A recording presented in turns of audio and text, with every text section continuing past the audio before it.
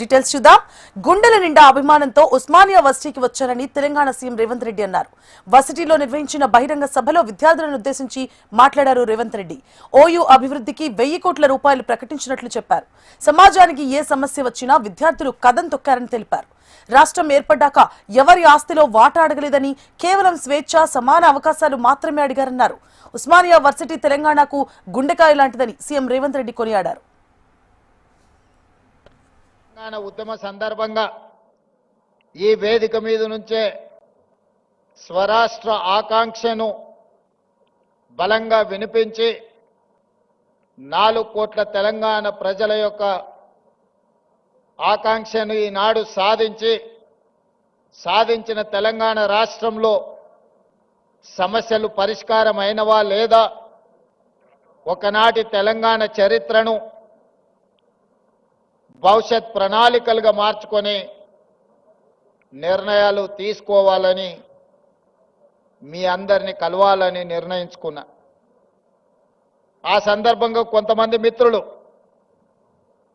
కలిసి సూచన చేసినప్పుడు ముఖ్యమంత్రి గారు చాలా ధైర్యం చేస్తున్నారు, ఉస్మానియా యూనివర్సిటీలో ప్రజాప్రతినిధులను, రాష్ట్ర మంత్రివర్గాన్ని లేదా ముఖ్యమంత్రి గారిని అడ్డుకునే ఒక చరిత్ర ఉన్నది, మీరెందుకు ధైర్యం చేస్తున్నారు అని నన్ను అడిగారు. అంటే వారికి ఒక్క మాట చెప్పిన, నాది ధైర్యం కాదు, నాది అభిమానం. మా సోదరులు, మా తమ్ముళ్ళు, మా చెల్లెండ్లు తెలంగాణ భవిష్యత్తుకు పునాదులు వేసే మా యువమిత్రులు ఉన్న ఉస్మానియా యూనివర్సిటీ ఆర్ట్స్ కళాశాల దగ్గరికి వెళ్ళడానికి ధైర్యం కాదు కావాల్సింది, అభిమానం కావాలి. గుండెల నిండా అభిమానాన్ని నింపుకొని ఈనాడు ఈ ఆర్ట్స్ కళాశాల ముందు నిలబడి మన భవిష్యత్ ప్రణాళికలను రచించుకోవడానికి నేను ఇక్కడికి రావడం జరిగింది. మరి తెలంగాణ వస్తే ఇక్కడున్న మా తమ్ముళ్ళు చెల్లెళ్ళు ఏం ఆశించరు? ఎవరి ఆస్తులు అడగలే, ఎవరి ఫామ్ హౌస్లు అడగలే, వాళ్ళు సంపాదించుకున్న సొమ్ములో వాటాలు అడగలే. ఏం అడిగినరు మా తమ్ముళ్ళు? స్వేచ్ఛను అడిగినరు, సామాజిక న్యాయం అడిగినరు, సమానమైన అవకాశాలు అడిగినరు.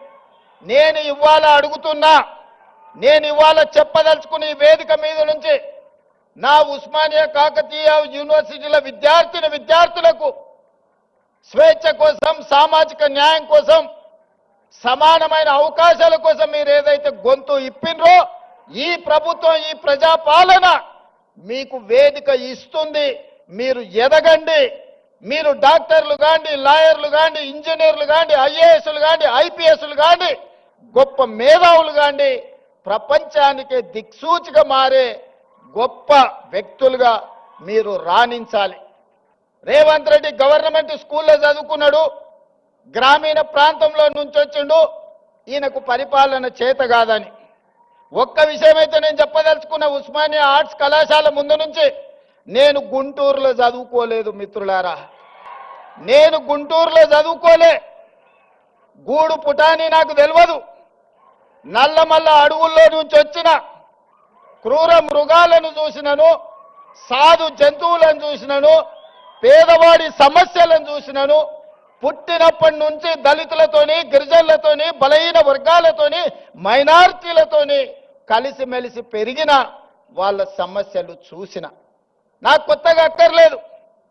గుంటూరులో చదువుకున్న వాళ్ళకు పేదరికం చూడాలంటే మెర్సిడీస్ బెంజ్ కారుల్లో పోయి ఎక్స్కర్షన్ లాగా, ఓహో పేదరికం ఇట్లుంటుందా, మీ భూమి మీ మట్టి అట్లుంటుందా, మీకు చిరిగిపోయిన బట్టలు ఇట్లుంటాయా, మేము ఎప్పుడు చూడలేదని వాళ్ళకు పేదరికం ఇట్లుంటుందని ఒక ఎక్స్కర్షన్ లాగా ఉండొచ్చు.